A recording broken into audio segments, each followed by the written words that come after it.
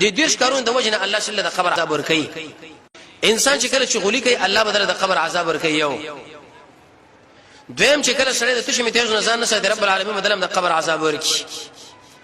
دریم چې سړی کله دروغ وي الله رب العزت بدل د قبر عذاب ور کوي څلورم چې کله سړی د قران کریم نه ودشي معنی غفلت کې چې بالکل توجه ورته نه کوي او پنځم چې کله انسان کافر الله بدل د قبر عذاب ور کوي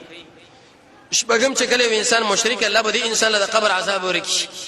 مشرک انسان لا و مهلین فرمایي چې کله سړی د مور پلار نه فرمانه اته مهلین دا فرمایي چې سړی مونږ نه کوي نه هم د قبر عذاب دی وجه باندې رہی سړی زکات نه ور کوي زکات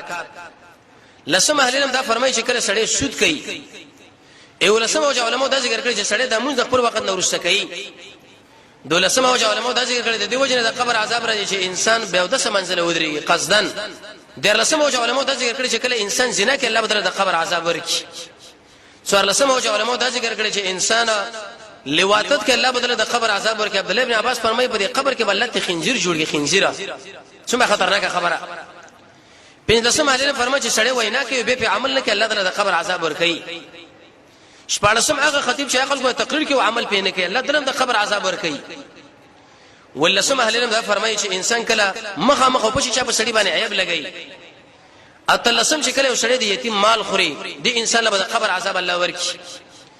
نو نسم اهل علم دا خبره ذکر کړی دا چې انسان غلول کوي خیانت امر د غنیمت پر مال او شلم اهل علم دا خبره ذکر کړی دا چې کله د رجمات وخت داخل شوی نه او تر رجمات کړه ایوشته اهل علم دا فرمایي هغه سړی هغه زنانه چې ماشوم له پي بندګي د وخت نمخ کې د خاون سره ورانه شي د zarar ورکړي شي دویشتم چې سړی د خپل زنانه بل چاله پریدي د پاره د زنا د یستوب دی لویل شي درشتم چې کله سړی د محمد رسول الله د ملګرو سره ورانه ولري صحابه سره څلورشتم اهل علم دا فرمایي چې سړی په قبرستان کې تشمی تیز کې الله تعالی د قبر عذاب ور کوي دا ډېره خطرناکه مسله ده پنځشتم چې سړی اغلا کوي اغلا او شپږشتم اهل علم دا فرمایي چې یو سړی هغه قران کریم د سیناخص کړي وېشتم دا منه چې به زه ټکسونه اخلي ټیکه او اتهشتم علماء دا خبره ذکر کړي چې ظلم کوي ناروا